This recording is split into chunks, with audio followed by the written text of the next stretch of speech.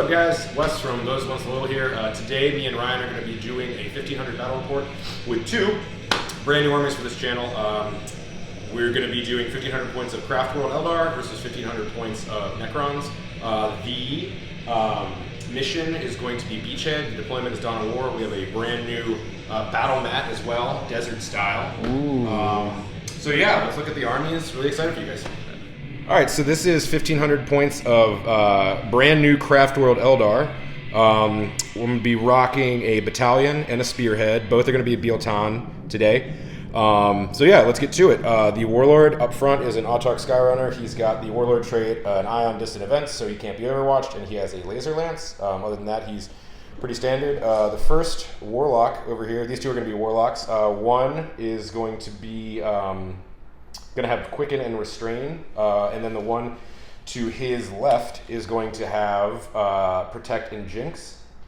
And that's the HQs for the battalion. We have 2 units of 5 Rangers right next to them, pretty much as they come. I know I could run it as Aliatok and make them -2 to hit, but I'm not going to do that today. I just want to do something different.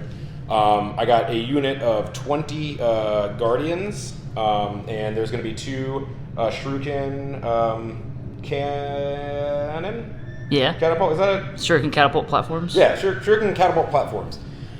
In that, and then I also have a unit of 5 Dire Avengers. They have an Exarch that has the double Avenger Shuriken cannons. Nice. And then behind them is going to be 8 Shining Spears. Oh, shit.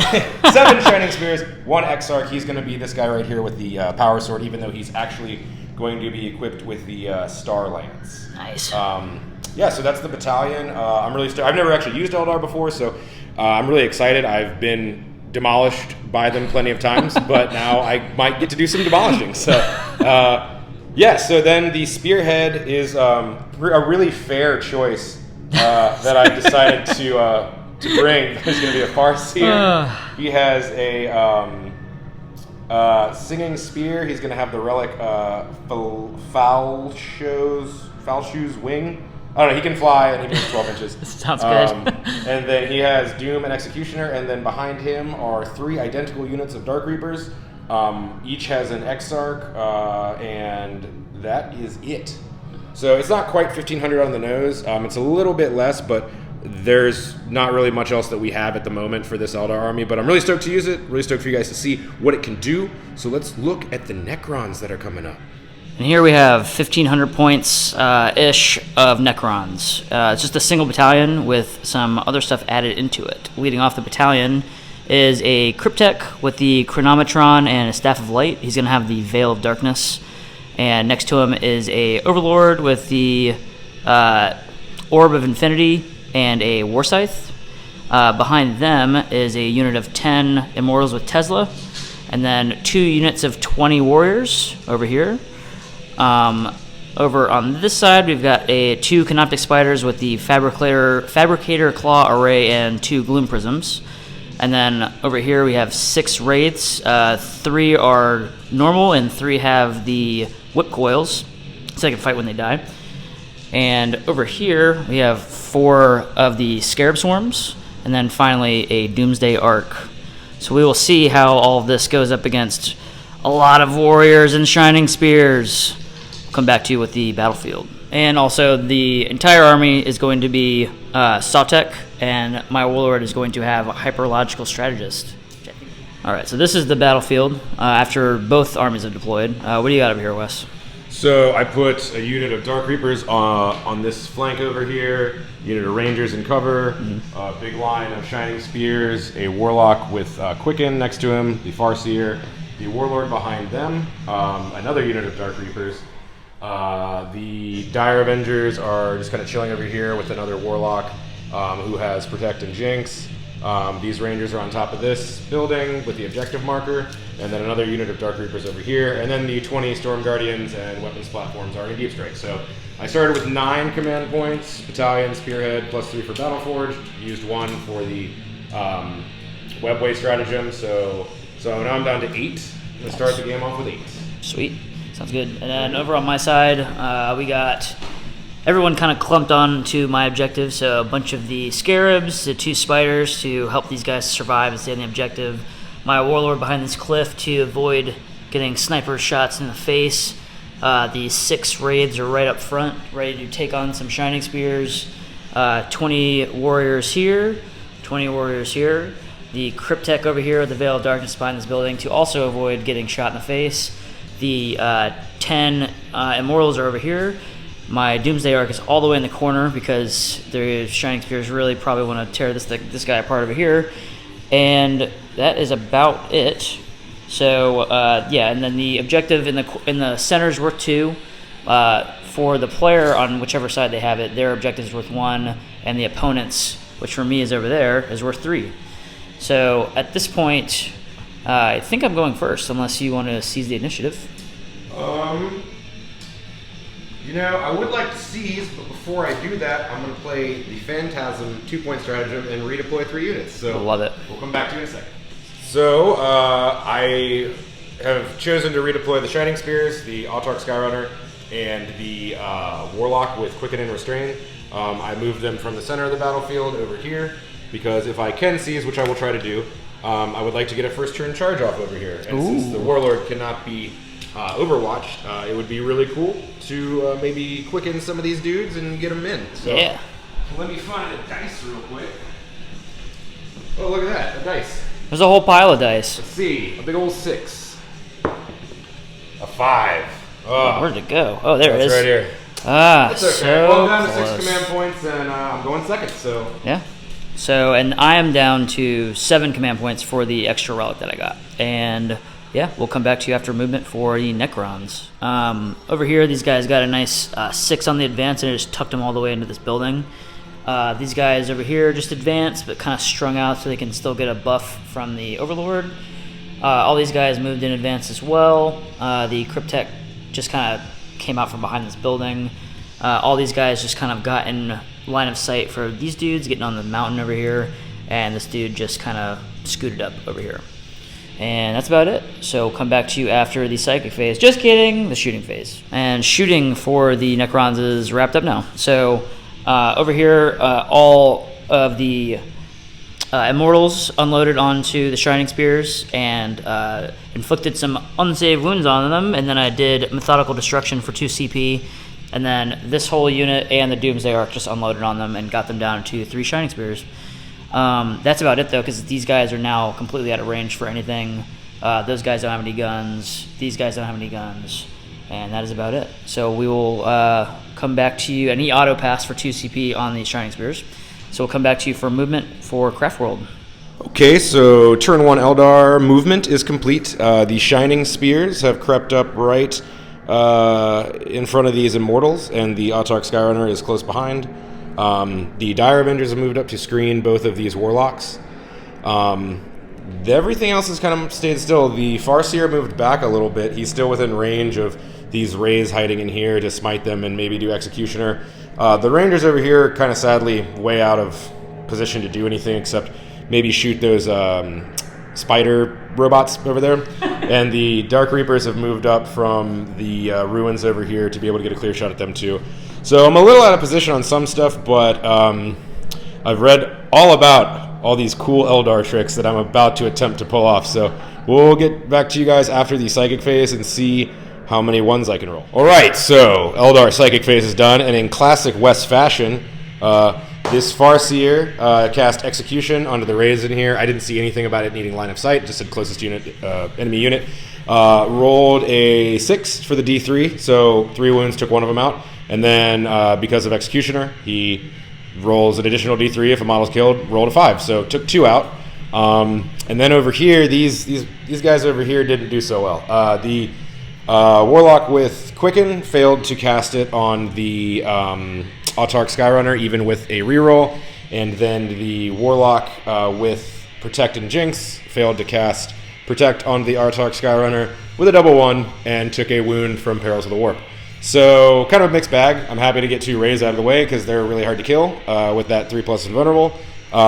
So now we're going to go to shooting. Let's see if we can do a little bit better this time. So the Dark Reapers over here shot at the spider robots and took one down to 3 wounds. Took 3 wounds off of one, so he was down to 1. The Rangers, that was all they could see, so they opened up into him. And one rolled a 6, resulting in a mortal wound, and it killed the spider that was wounded, and that was about everything of interest that happened over here.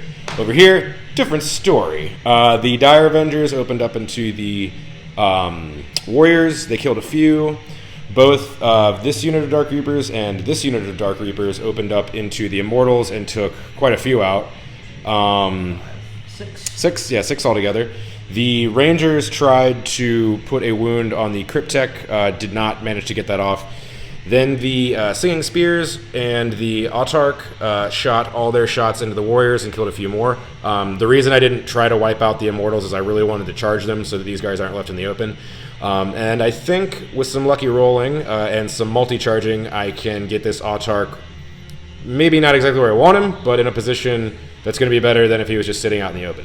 So we'll come back to you guys after the assault phase. It should be pretty quick and ruthless. So see you in a sec. All right, so the only thing charging over here was the Shining Spears and the Exarch. So the Exarch multi-charged the now not here Immortals, the Warriors, and the Doomsday Arc over here. He was I rolled a really terrible 5. It was, I think, a 3 and a 2. So I used a command point to reroll that 2. That 2 turned into a 6, and I got him into where I wanted him. So the Immortals were helpless to overwatch the Shining Spears that charged into them afterwards. They completely wiped the unit, and then it consolidated into the Doomsday Arc. Ryan hasn't rolled to see if any of them will come back or not yet. They don't. He wiped the unit. Oh, so it's good. So it's first strike for me. I'm down to 2 command points, though, which kind of sucks because it's only the first round. But pretty good, I guess, as far as the first outing with the Eldar. I got the Shining Spears where I wanted them, and yeah, they totally do work.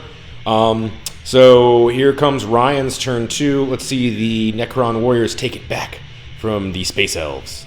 All right, movement and all the reanimation protocol nonsense is done for the Necrons. Over here, I just got 2 of these guys back this turn. All these guys moved up over here. All these guys moved up right here. The Cryptek advanced right behind him. This guy just fell back. So this Exarch on Skyrunner jet bike. Autarch on Skyrunner. This is a problem when we start playing too many new armies. We're mixing up all the words and shit. But he just fell back, so he's the closest, and I can unload all the shit onto him. This spider just moved in advance and Avai to get a little closer to this guy if he stays alive, and maybe deny psychic power next turn.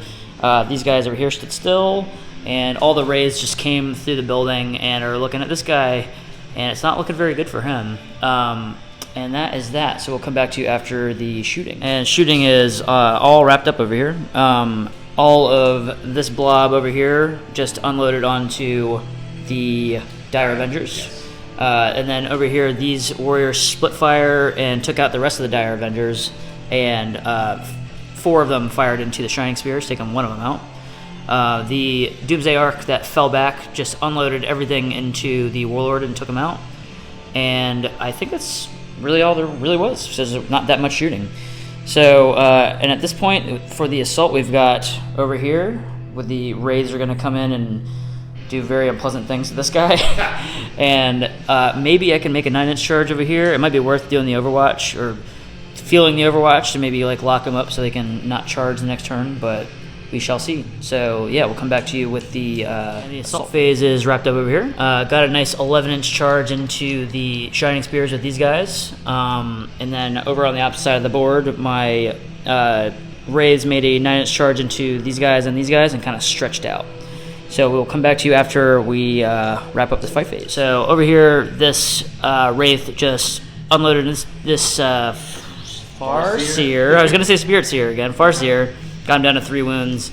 And over here I took out 2 of these guys with another one of these raids and consolidated into them so they have to fall back. Over here, just kind of piled in around the Shining Spears and just punched them to death and took 1 of them out. And the retaliation took 2 of my guys out. And that is all I've got for that. So at this point, I hold the center objective, so I get 2 for that, 1 in mine, and that's it so far. And Slay the Warlord, obviously. So up to 4 victory points to your 1 so far. Cool. That is it. And yeah, that is all for turn 2. So we'll come back to you after movement for turn 3 for the Craftworld Eldar. All right, so Craftworld turn 2 movement. The Guardians that were in Deep Strike have come down. These dice are actually just to see where the 9-inch bubble was.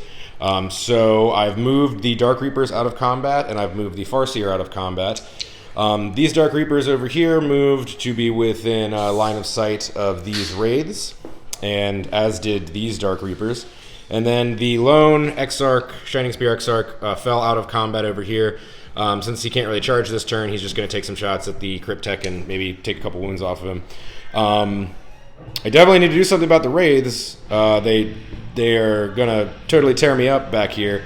I'm hoping that combined shooting and psychic powers from pretty much my entire back line can do some damage and free up these Guardians to shoot at these Warriors. If not, then they're going to have to put some fire into the Wraiths. So we'll do Psychic and get back to you and see what happens. All right, after a very short Psychic phase, the Farseer cast Doom on the Wraiths and then attempted to cast Executioner. It did not really work out, though. He rolled a double 6s. I had to use the Runes of Battle to re-roll one when he was casting Doom, and then he proceeded to fail to cast Executioner. The Warlocks over here, the one with Protect and Jinx, cast Jinx onto the Wraiths, so they have -1 of their saves, and I re-roll all wounds to them. The Warlock with Quicken and Restrain failed to cast Restrain on them, but seeing as everything's re-rolling to wound them, and they only have a 4-up now, I think I might be in the clear, so we'll get back to you guys after shooting and see what I can lay down. All right, so after all of the army shooting, they finally managed to take all these Wraiths off the board. I pretty much fired everything I could up until the Guardians were the only thing left, and unfortunately the Dark Reapers and the Rangers just really couldn't cut it, so the Guardians had to come in and save the day. So I'm happy that they're not there. That really is the biggest threat. The rest of the stuff I have to deal with is just Warriors and a Doomsday Arc. But I did sort of give Ryan an extra 4 victory points for turn 3 because he's sitting on that center objective. He still has his back one. But I think I can bring it back, even though I didn't really get one this turn. I think that I can definitely do some clever positioning, and I think with what I have left is more than ample to take out what he has left. So we'll see how the dice go. We'll come back to you for Necron turn 3. And movement for turn 3 for the Necrons. I think I said turn 3 earlier for the Craftworld Eldar, but that was wrong. So turn 3 for the Necrons. All these guys just moved up. This guy moved in advance, the Canoptic Spider. This guy just moved his 12 over here. And then I used the Veil of Darkness from the Crypt Tech to teleport those guys from over there to over here.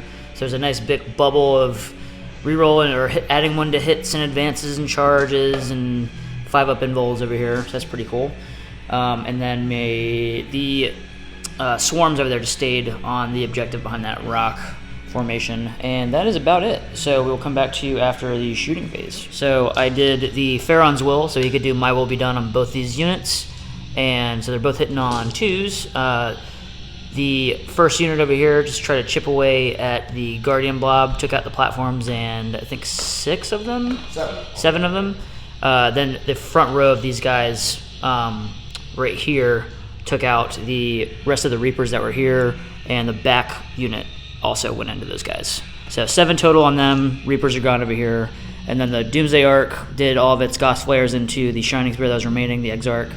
And the big gun went into the Dark Reapers, but only managed to take out 1. So that is that. And now all we have left is a charge. So I'm going to charge into the Guardians over there, and we'll come back to you with the Assault and Fight phase. Okay, so the charge phase and the fight phase are all wrapped up over here. Got all these guys in, did like about 9 attacks and took some dudes out. With all the casualties, they actually ended up losing 3 more for morale. And technically this guy, I could have moved him in, but they're within an inch, so they're going to have to fall back anyway. So how many Guardians total were lost? Well, total, quite a lot. 3, 6, 9, 10, 11. Oh, wow. Damn. Okay. So 11 lost this turn from just this assault and shooting, and these guys shipping them away. And that is all that I could do. So now we're on to turn 3, right? Turn 3 for the Eldar. Come back to you after that. The Eldar turn 3 movement and psychic, we just kind of wrapped up into one. So the Farseer with the relic that makes him fly and move 12 inches moved up here to get into range of some psychic powers for these guys. The Dark Reapers kind of shifted over this way to try to get into range of something. The Rangers stayed put. The Warlocks stayed put. These Rangers stayed put. And these Dark Reapers moved a little bit out of range of some stuff, but they have like a 48-inch range, so it doesn't matter. So the idea here was to move the Farseer up and try to smite to death as many warriors as I could, and then potentially charge into the warriors that are locked up in combat, because if I can't do anything about the warriors up there, then I'm pretty much losing the game. And I did a pretty good job. So between Executioner and Smite and a Smite from one of these Warlocks, I think I took 2, 4, 6, 8, 10, 11 guys out. I failed to get any other powers off, but it's pretty good. So now I have some shooting to do. We'll see what happens. We'll be back to you guys in a second. Okay, so the end of Eldar shooting. Pretty much everything that I had that could see opened up over here to the now non-functioning Necron warrior squad that isn't there anymore because they all got wiped out. And then the Dark Reapers over there far in the corner were just... only thing they could really see was the Doomsday Arc, and they took 2 wounds off of it. So now we're going to do a Hail Mary charge from the Farseer in an attempt to get rid of some of the warriors here. So we'll see what happens. Should be real short, so see you in a sec. Alright, so after a quick assault phase, Ryan knocked 3 Guardians out of here and took the Farseer down to 1 wound. I was able to take out 2 warriors. So that nets me altogether throughout this game 4 victory points to Ryan's 7. I still think I have sort of a chance to do some stuff here because I have a lot of models on the board. They just can't see anything this turn.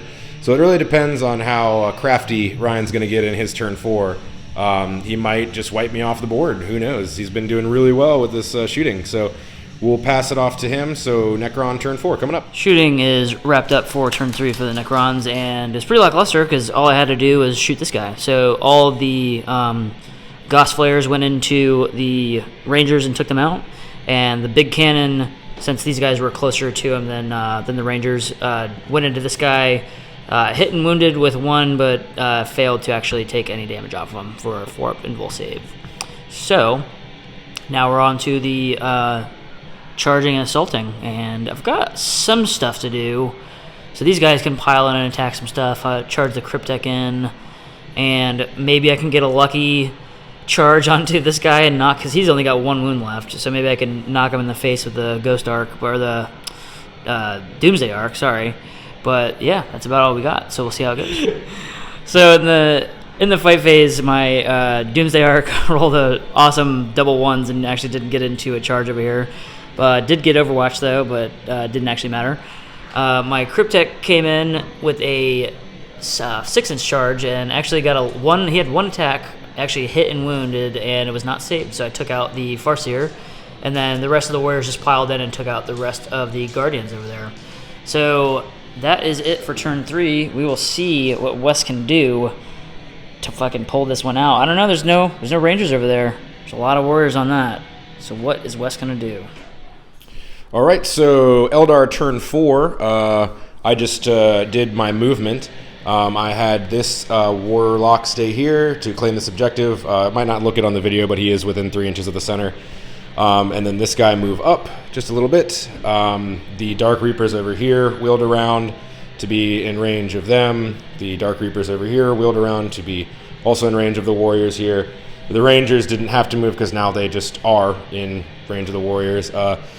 I guess I'm going to have to rely on the fabled Eldar Psychic and Shooting to see if I can move some of these warriors. I don't think even if I threw everything that my army has at the Doomsday Arc it would matter, and it's also not really going to net me a victory point, but it might deny Ryan one. So we're going to consolidate Psychic and Shooting, and I'll give you guys a wrap up in just a second. So end of the Craftworld turn 4.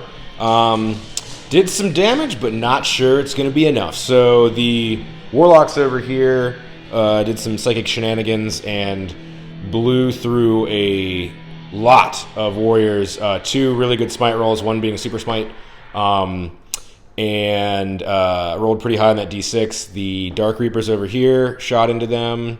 The Rangers over here shot into them, and the Dark Reapers shot into them.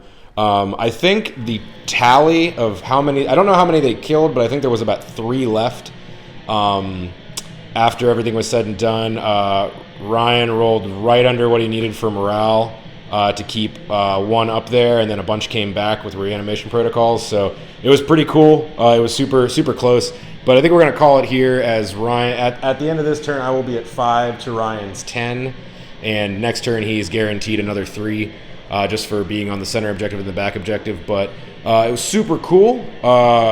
2 new armies. We're still kind of getting used to playing them and kind of figuring out the rules and the combos and everything. Anything you want to add, my friend? Necrons are fucking sick.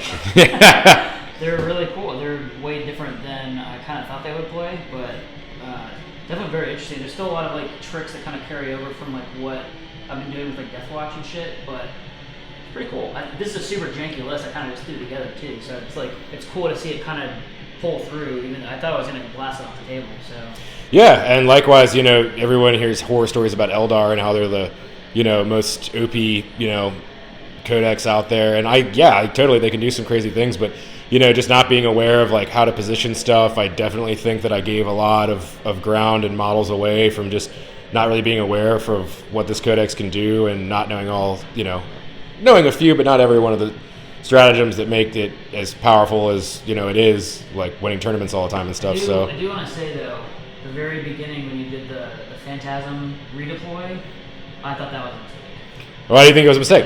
Because if you didn't get that, you relied on the first turn, but you put them all right here, right in front of a block of shooting, and regardless of how tough they are, if you didn't make that charge, I was going to blast them all off the table. Oh, true. You lost like 4 or 5 in the first turn, and that was like, I knew if I didn't get the Shining Spears out, I lose. Because Shining Spears just clean all this shit up. Very true. Well, in retaliation to your point, my friend, I did not want them charging raids because all that damage is going to do nothing against the 3-planet vulnerable. Sure. It was kind of a lose-lose, but I feel like going over here instead of going farther away from all that stuff, because they could have went over all the way to the corner of the board and then just like cleaned up from the other corner. They're super fast.